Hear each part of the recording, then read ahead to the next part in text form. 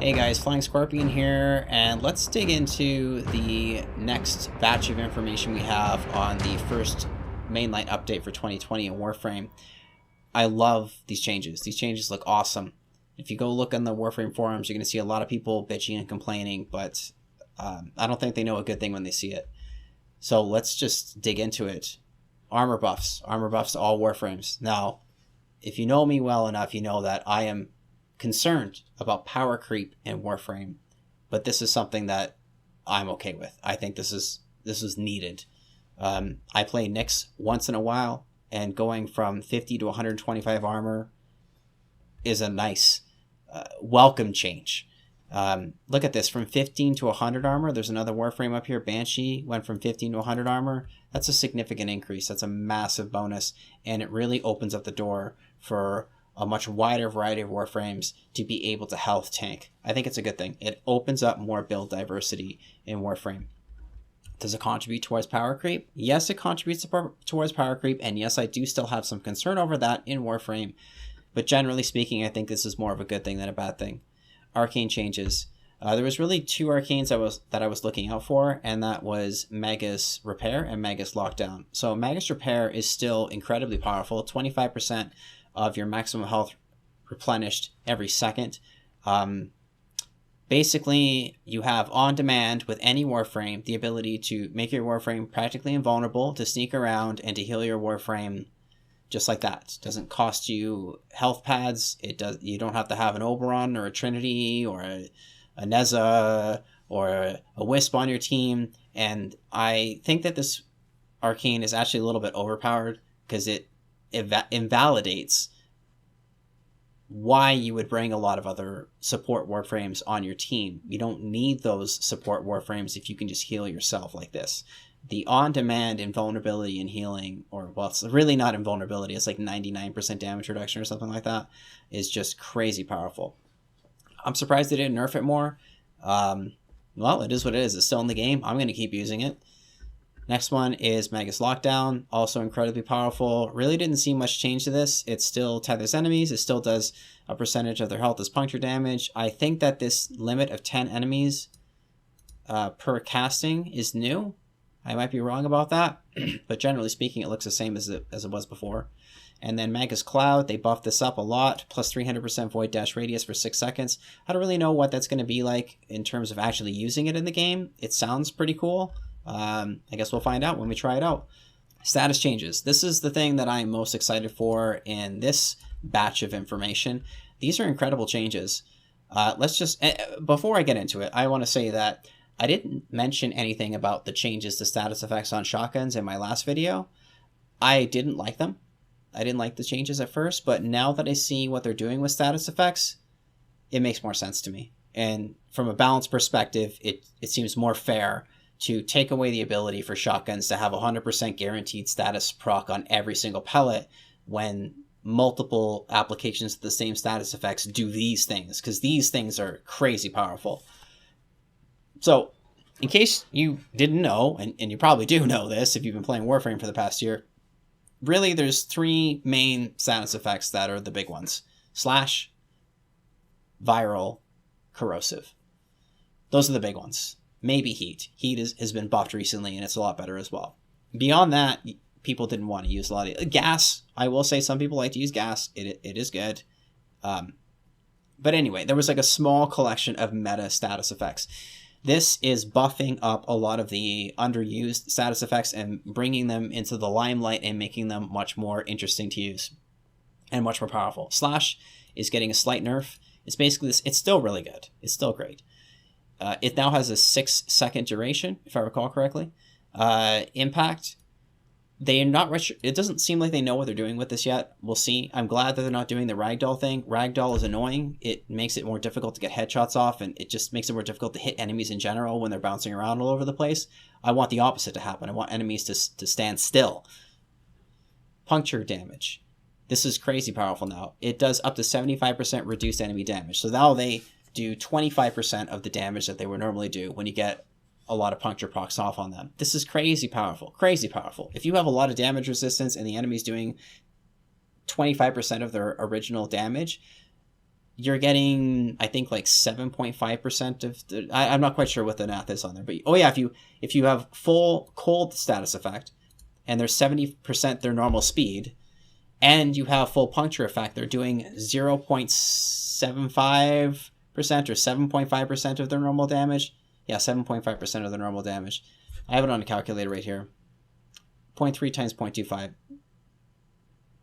Yeah, 7.5. So 8% of their regular damage. It's really strong. These effects are really strong, essentially. Heat, no change, wasn't necessary. Toxin, all that's different is it has a 6-second status duration. Electric, now can chain electrical damage in an area of effect repeatedly as you continue applying the status effect. That's cool. Blast, they're getting rid of the ragdoll where the enemies fall down on the ground and whatnot. I'm so glad they got rid of that. Blast was my least favorite status effect out of all of them before.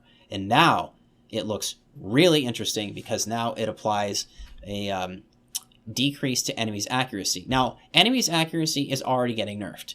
They already mentioned that. At higher levels, like level 100, enemies are going to be much less accurate after this patch than they are currently right now before the patch. And now that you can give an extra 75% reduction to their accuracy on top of that, this opens up a whole new way of tanking in Warframe. You can play Nyx, for example, with a 20% increased, evasion as her passive, and slap on arrow agility. I can't remember the mod that gives you an extra 6% evasion, and then use blast damage and basically be Neo from the Matrix and just stand there dancing and just having the enemies miss you. I think that's really cool. It's got a 6-second duration, which is a little bit short, but still really neat. I like this change. It's going to open up, it could possibly open up a new meta. Corrosive, not much has changed, except it has a limit. Instead of doing 100% status or armor strip, it now only goes up to 80%. And pause for a second here. The people that are losing their shit on the forums over this really need to get real here.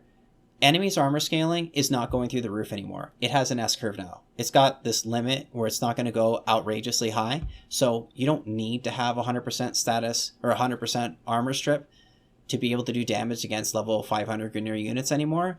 Cool your jets, guys. Like, get over it. 80% is fine. It's balancing things out. And it's making it so that instead of having these huge ranges where you have complete invulnerability, or you deal one-shot enemies, you do 100% of their health in one shot, or they one-shot you, or you just hit a wall or whatever. They're closing the gaps, and they're making this nice middle band here, which is a lot easier to balance.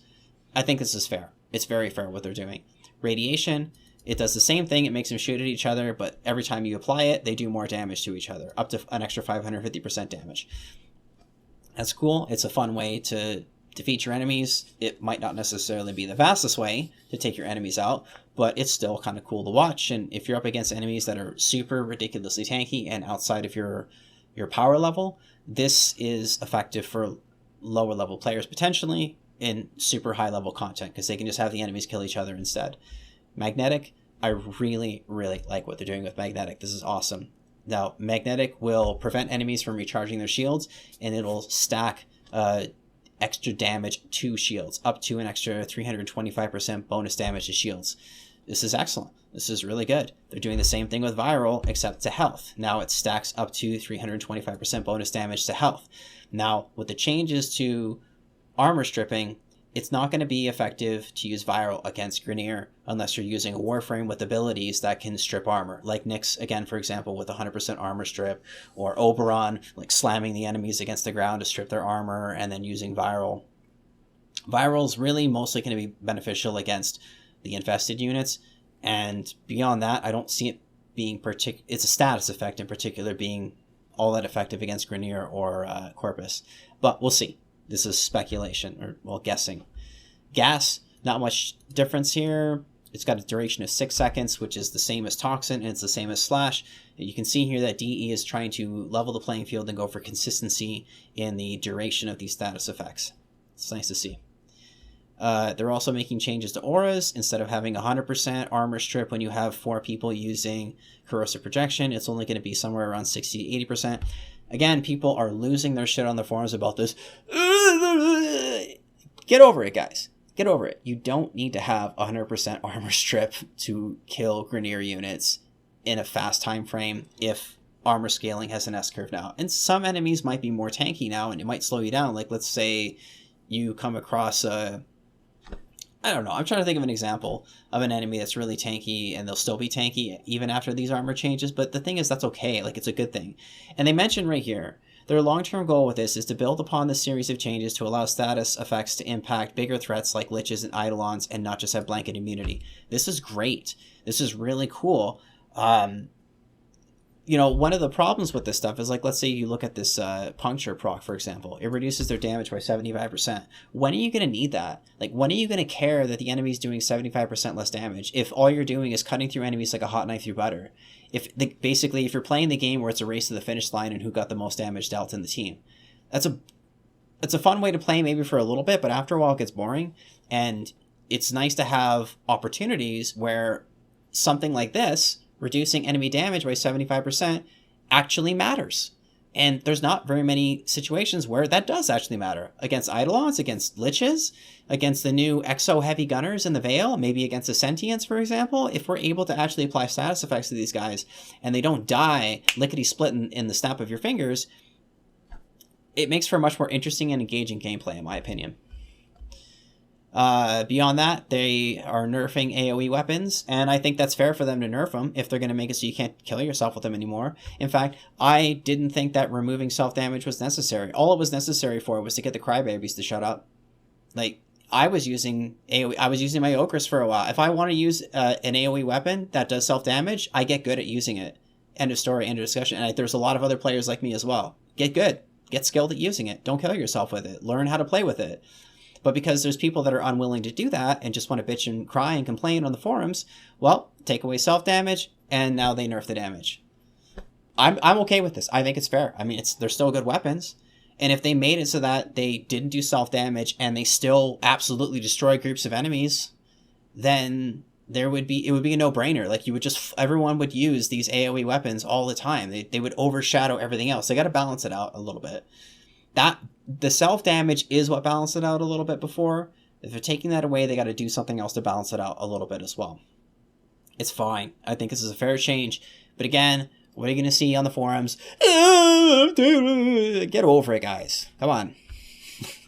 Anyway, anything else? Nope, not much else to say. That's it. Thanks for watching. If you liked the video, give it a thumbs up. Leave a comment below. I'd love to hear from you. I'm going to get to video editing now. Bye.